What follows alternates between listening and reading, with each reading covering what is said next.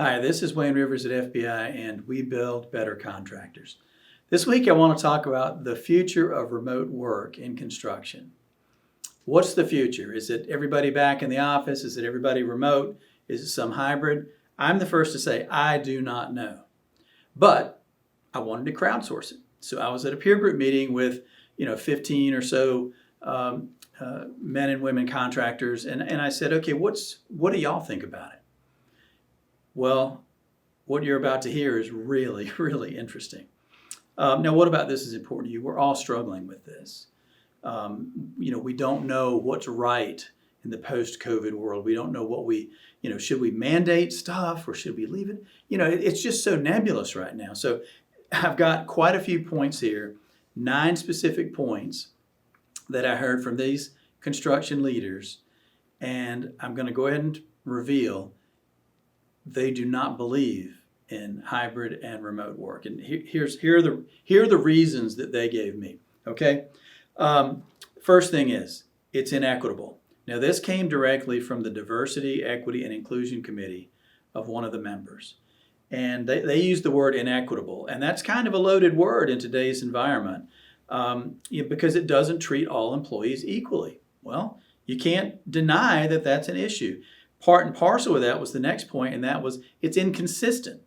Having office workers, for example, able to have either flex schedules or do remote work completely is quite different when you've got technicians in the field. You've got superintendents in the field. You've got foremen out there. They have to be on the job site. You cannot manage a construction project from your couch. It just doesn't work that way. So inconsistency and inequitability are the first 2 things they said. The third thing they said was it hurts young people who are trying to learn. It's much easier, better, organic for people learning the construction business to do that in an environment where other construction people are in the same environment with them. That makes perfect sense. Think about somebody being at home remote. They can be taking online classes. They can be doing a bunch of things. But I learn better from interacting with other people, and I think so many others do too. The fourth thing was that, believe it or not, they said remote work is unfair to leadership because it allows employees to meter, that was the word they used, meter access to themselves. Now I have to say, I've seen this. I've seen people that I know taking an extra long lunch or maybe even taking a nap during the middle of what would normally be considered work hours. And then, you take a little refresher nap, you pop up, you get on your computer and you pick up again. So I think metering that's a real thing. The next thing was an absence of hallway meetings. This is one of my huge pet peeves about hybrid and remote work. I know at our shop, when everybody's present, the 4 times a year we have an all hands and we get all our brains together. Man, that is so enlivening and enriching to have all that brain power. And if you need to call a quick, to do blogs, sometimes I get my guys together and I say, hey, help me with this blog, help me flesh this out. And when people are in the office and we can have a 10-minute quick get together and just kick around ideas, it's so energizing. And you don't get that when your office is half or 2/3 empty. This was a big thing they said. The post-COVID rules are going to prove to be temporary. The new normal will revert back to the old normal over time.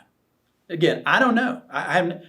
But this is what these folks said. And golly, these are some super powerful ENR 400 folks. I mean, these guys are really successful. And I kind of have to put a lot of weight in their opinions. That's a really interesting take, and I don't think I'd ever heard that before. The next thing was the remote hybrid stuff inhibits alignment. There again, the lack of hallway meetings, the lack of training for young people and all that stuff, it inhibits being able to align all your people to your mission, vision, and values and all the other things.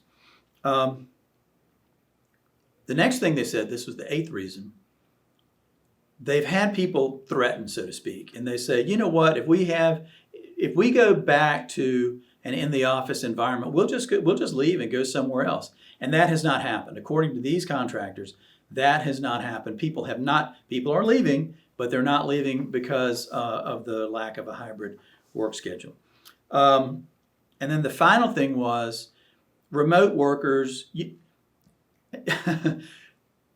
Remote workers can't volunteer for stuff. They can't. They can, I suppose, but they're unlikely to volunteer for stuff. So taking on more responsibility, getting involved in community type things, getting involved in team stuff in the office, all that kind of stuff. They lose the ability to volunteer. And in our case at FBI, if people aren't around, to me, it makes it harder for leadership to voluntold them.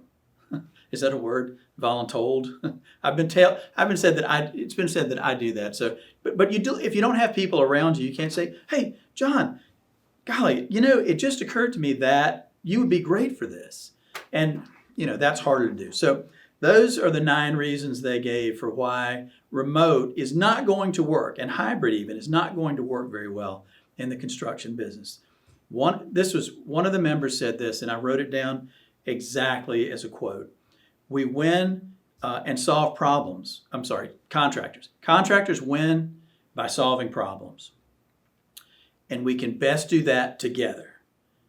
And when he said together, he means physically together. Are they right? I don't know. Great thoughts, a great opportunity for you to comment. What do you think? What do you see as the future? Is it hybrid? Is it remote? Is it everybody in the office? Is it some weird amalgamation we haven't thought of yet? Let's hear from you in the comments. This is Wayne Rivers at FBI, and we build better contractors.